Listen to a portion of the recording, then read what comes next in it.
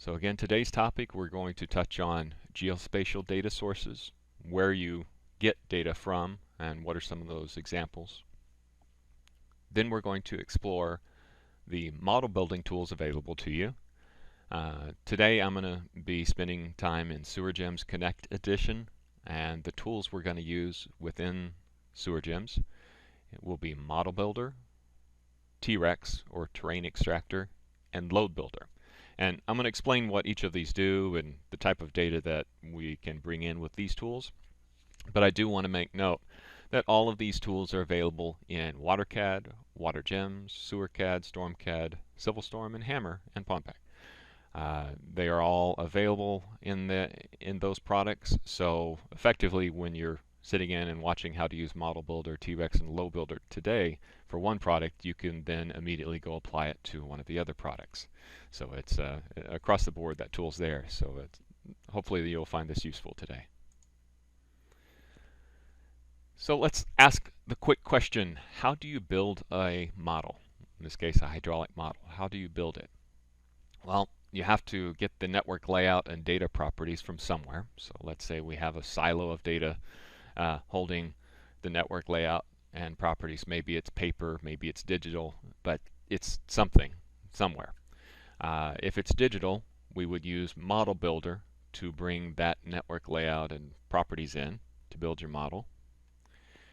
Then there's the ground elevation. What is all the ground elevations, the survey data out there?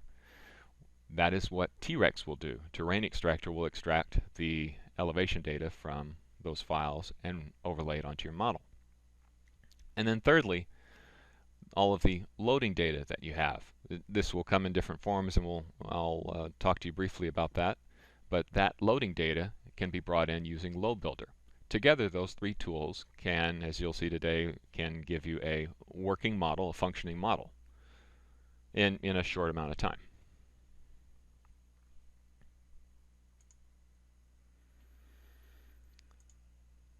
So the network layout data, the different types that you might be dealing with, database files, could be shape files, it could be GIS data, it could be CAD file data, drawing file data. In the digital world, it could be a lot of different type of database type content. If your network layout is in the paper form, then it's a bit more of a challenge, because you would have to go trace over at some point, trace over that paper form. So hopefully the data is in a digital environment somehow, and Modelbuilder, as you'll see, can connect to a good variety of different data sources. And what you're going to get from that data source is some essential network properties. In the case of sewer, it would be manhole coordinates. In the case of water, it would be junction coordinates or valve coordinates. It could be pumps or wet well coordinates. Some other very essential information would be pipe diameters or conduit diameters. Materials are very important as well. So you can connect to the database with Modelbuilder to extract that information and populate your hydraulic model. Invert elevations, there's lots of other information we can connect with. Date of repair, date of installation, some user customized fields there that you can bring in as well. But there's a lot of good useful information that Modelbuilder will leverage. To get to Modelbuilder, it's under Tools on all of the products. It's under Tools, and then there's Modelbuilder.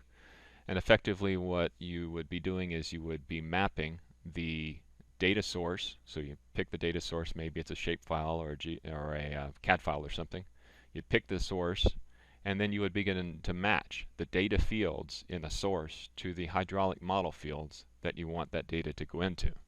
It's a one-time thing. Once you set it up, you can rerun through that for the same file and re-update things. It's a fairly fast tool to use, and it populates and builds your model or updates your model. I'm going to demonstrate that a little bit later, but I just wanted to give you a high-level view of what Modelbuilder is. And then the elevation data that you could be bringing in, it could be digital elevation model, it could be survey data, it could be GPS data, but this geospatial data is in some digital format. Again, If it's not, it's contour information that you would again have to be bringing in as a background and be interpolating between some lines, and that's going to take some additional time. The happy path is for it to be in a digital world for you. So you want to look for the digital elevation model data to populate the elevations for your model. And to leverage that digital geospatial information with elevations, we utilize Trex, Terrain Extractor. And Terrain Extractor, it's a very fast tool. Go to Tools, Trex. You'll specify again the source data that you're going to be connecting to, whatever the units, metric, imperial, whatever it is. And then it will allow you to preview the changes you're about to make. It's nice and handy to be able to see what changes are about to happen for all of the network data before you apply it. And then you apply it, and you then have, in a short amount of time, elevation data. So this will be part of the demonstration here shortly. And again, as I'm kind of doing a broad brush through these tools, if you have questions, don't worry about waiting. Feel free to enter it into the chat window there. Okay? All right. The next and third component of a working model today is load data. And this load data is likely, hopefully, customer billing data. That's the more precise data. It's the customer billing data, the water meter data, and if we're going to be dealing with SewerGEMS today, maybe we're using that to help populate, prorate that volume of water sold by 80% return rate to sewer. You get to make that engineering decision based on customer billing data. Maybe you're going to base it off of zone meters, water meters into a system. Or you could be basing it off of population or land use information, land use polygons, what type of land use it is in a certain area, acres, gallons per day per acre, or whatever the units are. You can apply those. Now, the most reliable and most precise would be the customer billing data. That's the the gold star for the day there. If you can connect to that, that's great. But the Loadbuilder software will provide a lot of options for you depending on what source data you have to load your model. And again, this is for WaterCAD, WaterGEMS, SewerCAD, SewerGEMS, all of the software where you need to load hydraulically onto a model. This Loadbuilder tool will help you. To get to Loadbuilder, again, it's under Tools, Loadbuilder, and there's a little short wizard that will help you answer some questions for you anyway, how you want to load that model. So you'll pick the type of method you want to use to load the model network, select the source data that you're going to pull it from, apply any patterns or multipliers, because sometimes you want to increase or decrease based on the load data that you're bringing in. You want to adjust the numbers right there, so you can do that. And then you can preview, and then of course apply. So that's how you would run Loadbuilder. Alright, and now what I'm going to do is go directly into SewerGEMS, and I'm going to walk through a little bit of this for you. So today I'm going to create a new hydraulic model. And again, for those of you who joined in a little bit later, today I'm using SewerGEMS, and I just happen to be using SewerGEMS. I could have been using another software. Could have been using WaterGEMS or WaterCAD or Hammer, but I just happen to be using SewerGEMS today. All right, so what I'll do first is, earlier what I talked to you about was Modelbuilder, Terrain Extractor, and Loadbuilder, and those are automated tools. But what I would like to show you very briefly is the layout features to manually lay things out if you do so wish in SewerGEMS, and I get slightly different layout for WaterGEMS and WaterCAD because you're laying out different elements. But let's say I wanted to draw a manhole. I'll just do a simple quick network here. Very simple quick network. I'll put a put in a few manholes, and this would be if you were doing something manually. I'll draw a few conduits and connect a few here, and then I'm going to give us an outfall, and I'll do an outfall there. Okay, so it didn't take long to draw that network. If I was drawing on top of, say, a background file, an aerial photo, depending on the system, it could take quite a long time to have to trace over a background file. But then, again, if I'm doing this manually, I would still need to go in and begin to edit the diameters, whatever the end value is for the pipe. I would have to go in and enter elevations for the manholes, invert elevations, outfall elevations. There begins to be quite a bit of data that I have to go in and manually keep up with. And while there are some great tools in the software like flex tables to help you very quickly update manholes and conduits and things like that, kind of in an Excel environment, you can update them rather quickly. You still have to go in and begin to do manual updates of data, and that's going to take some time. So that's where Loadbuilder and Trex and Modelbuilder come in to do this process for you automatically.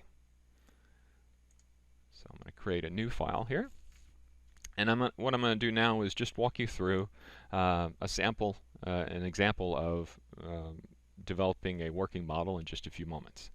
So again, if you have questions along the way, enter them into the chat window. Be glad to answer any questions that you have. So first, going to go to Tools. We'll start off with Modelbuilder.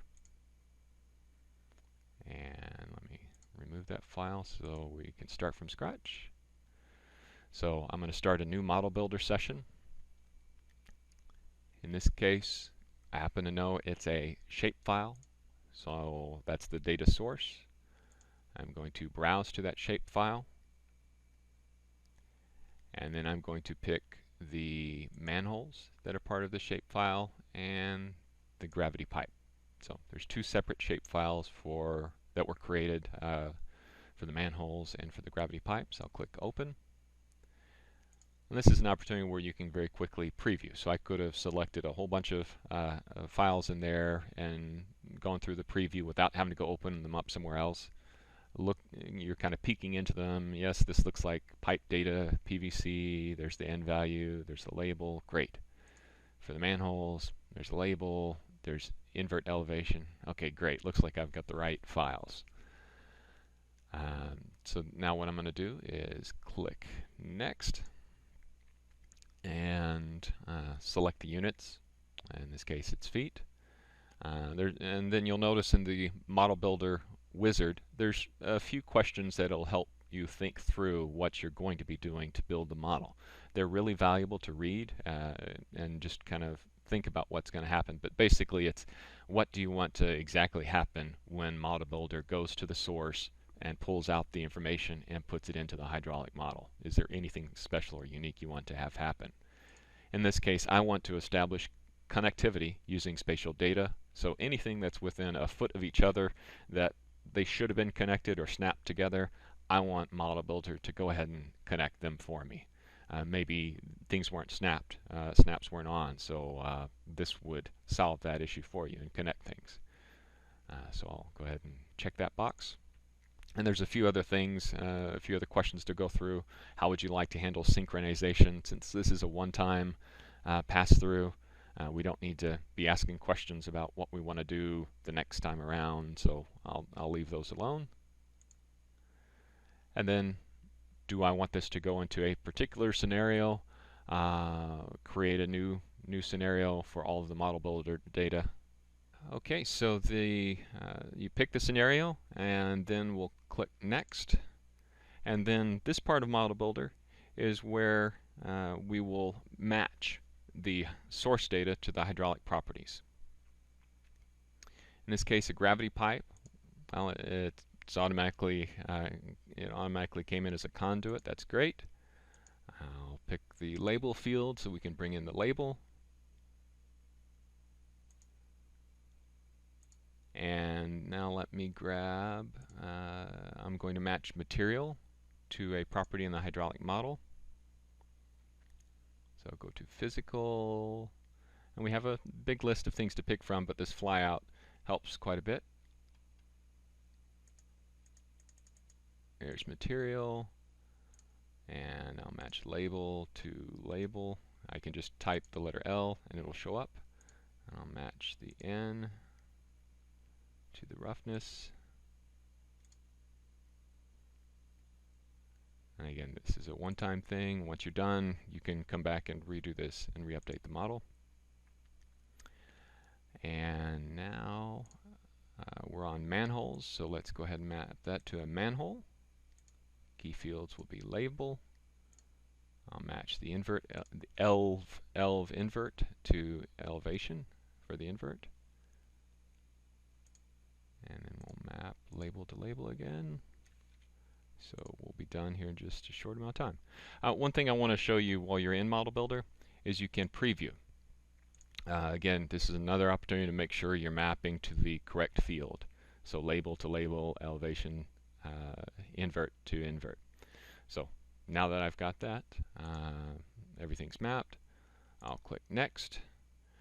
Would you like to build the model now? Yes. If this was something where I just wanted to map things together and I don't want to build it now, I'd click No. So I'll go ahead and click that, Finish. And it says 155 conduits creating, and then I've got 155 manholes created. So great. Now I'm going to close Modelbuilder, and it's going to build the model for me. So I'll zoom extents, and now I can see the model. And just to show what went on, we have manholes, we have conduits. I'll zoom into the network here. And just to show you what type of data came in, we went from nothing to a network. We don't have ground elevations. We do have invert elevations. So it looks like we still need to bring in the topological information, the elevation data. So we can do that here next step. But elevation data is there, or invert elevations in, conduit information. Let's see, we've got PVC, 12-inch, looks like diameter information came in, material, roughness, that's all in. Great, great. So we got a lot of the data we needed. All right. Now let's go ahead and take care of the elevations. So I'll go to Tools, Trex, select the source data. In this case, it's a shapefile again. I'm going to find the file. The file is called contours in this case, very conveniently named. And I'll select contour because I know that's the type of data in that file already. Units are feet. Alright, great. And again, I can say I only want to apply elevation data to a particular section of the hydraulic model, but in this case I want to apply it to all nodes, all manholes, so I'll go ahead and leave it at all. Click Next, and it gives me a pop-up message. There's two features that are outside of the DEM. DEM is Digital Elevation Model. We can fix that, that's not a problem, but it just so happens the model is a little bit bigger than the elevation model file, the contour file, and I can show that to you in a moment. I'll click OK. And here's the preview. So I get to preview all of the manhole elevation data that's about to get loaded onto the hydraulic model. Great. Exactly what I was looking for. I'll click Finish. And now it's updated. And let me go into a manhole. And I will see elevation data is now, ground elevation, it's now populated. Great. We're doing really well. Okay, so I think it's time to maybe validate the model and see what's going on. It'll never hurt for you to validate the model, or even compute for that matter. But validate will give you if there's any indicators of error messages or anything else going on. And again, if you have any questions at all, feel free to enter them into the chat window. That way I can be able to see what your question is. So I'll click click validate, and it looks like there were just a few error messages. It looks like there's no outfall. Okay, no problem, I can fix the outfall. And invert elevation is off for a few, or top elevation is off for two manholes. Those are probably the two that were outside of the DEM, so we can fix that, not a problem. Okay, so in fact, let's go fix them. I see that manhole 142 is a problem, so we'll zoom to that one. I can just right click right in the error message, zoom to, and there's manhole 142. Let's say I did some research, double checked, and found that the ground elevation is 315. So I'll enter 315. Okay. And manhole 143. Let's go to manhole 143, zoom to. And let me go ahead and update that elevation information too. Manhole elevation for this one is 325, so that's what our research said, so I'll go ahead and enter that, 325. Got it. So I'm using the properties dialog, or the properties manager, for the elements to very quickly edit things. So now we can go validate again. Great, those two messages went away. And then last but not least, I need to convert the manhole 1 to an outfall. So we have somewhere for this model to drain. So let's go to manhole 1. Manhole 1, this is an outfall. So to do this, I will go to the layout tool, outfall, and I'm going to perform what's called a morph, and it's simply you click one element on top of another element. It asks you to morph.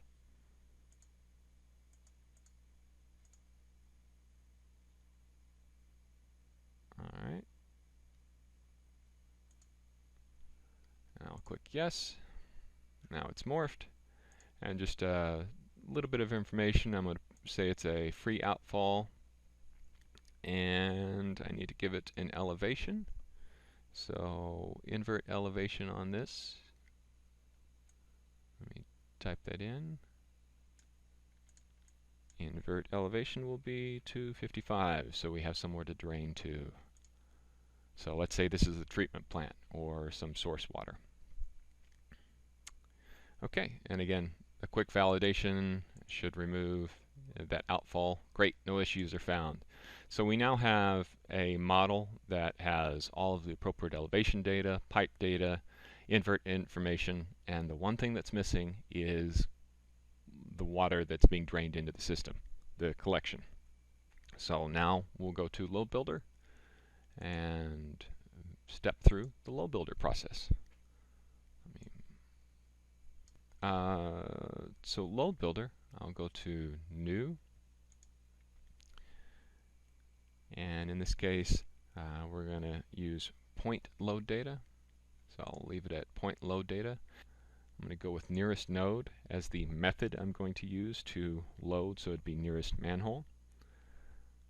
I'll click next, and this is where I find that I'm going to select the type of data that I'm going to connect to. I want it to apply to all elements in the hydraulic model. And this billing meter data, I need to go pick the file, the shapefile again. So I'll select that. And then I need to select the, again, knowing the data already, I'll select type. And this is the field inside of that data. And instead of gallons per minute, I just happen to know this time it's gallons per day. You would have known this already because you looked at that file. You know the type of data it is. And I'll click next. And then this is an opportunity for me to adjust any multipliers. I'll do a quick unit format change here to gallons per minute so we can see some things here. Okay, so gallons per minute. I'll use that, and then again, if I wanted to adjust the multipliers for the commercial, for school, for residential, I could multiply by 0.8 to reduce the flow coming into the collection system. For now, I'll just leave it at 1. Then I'll click next. Again, an opportunity to preview the data that's about to be placed on top of the hydraulic model. I'll click Next. I get to label it. I'll just put new data. Okay, and then I'll go ahead and click Finish. Oh, need to select an alternative here. I want it to go to a specific alternative, so I'll select that. Looks like 133 loads were exported, and let's see if we can go find that data very quickly, just to show that it's there. I'll look at manholes, flex tables again, very quick way to see large amounts of data. I've got a sanitary load count on some of the manholes, 2, 1. Okay, great. I've got loading data in the model now. So we have an outfall, we have loading data, elevation data, invert information. We've got quite a bit of information. Let me do a quick profile. Again, any manhole you can click on it and select Create Profile, and I'll be able to see from that manhole to the outfall what the profile looks like. So just to kind of confirm visually, the green surface, that's our ground elevation, and then we can see our manholes and the conduit elevations along the way. So that's our profile. Now the next thing to do is to simply compute the model. And the model is done. We've got a few things like supercritical flow that we could go look into and go dig into the model a bit more in specific areas, but we have a hydraulic model. Again, let me go back to Profile, Create Profile, and now we can see it's populated it with the water. Wherever the supercritical flow is, it started to mark that. And very quickly, I'm going to go over to flex tables. Maybe we need to check velocities real quick here. So go to flex tables, and velocity, and you can do things like sort, descending, and that way I can see the greatest velocity in the system. Greatest velocity is 3 feet per second. Well, that's not too bad. It's, that's not too bad at all. So we now have a working model, and I think that took all of maybe 20 minutes to run through those 3 tools. If it was a much larger model size, it might take just a little bit longer. Where the complexity would come in is if you have some missing data. So your source data and data quality really matters here, because it could take something from 30 minutes on to several months of time to go add data if it's not there, or if the digital network was not available. You may have to trace over something, so it may take quite a bit. Okay, so that is the workflow for Modelbuilder, Trex, and Loadbuilder.